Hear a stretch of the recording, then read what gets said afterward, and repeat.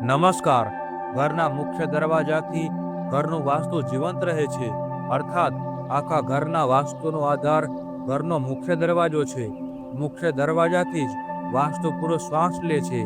જેમ કે શ્વાસ લેવા માટે આપણને બે નાસિકા હોય છે, એ જ રીતે ઘરના વાસ્તુને જીવંત રાખવા ઘરના મુખ્ય દરવાજામાં બે બારણા આપણા પ્રાચીન કાળથી બનાવવામાં આવે છે.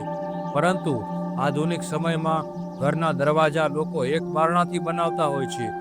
એક નાસિકાથી શ્વાસ લેવો ક્યારે સંભવ નથી, જેને કારણે ઘરના મુખ્ય દરવાજામાં એક બારણું હોવાથી વાસ્તુ રૂંધાય છે, સંકોચાય છે, જેને લીધે ઘરના લોકોનો દિમાગ હંમેશા ગરમ રહે છે.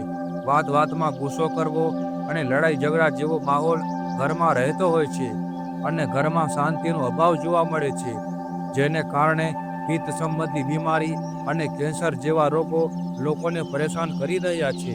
આથી ખાસ ધ્યાન રાખવું કે ઘરના મુખ્ય દરવાજા હંમેશા બે બારણાથી જ બનાવવા.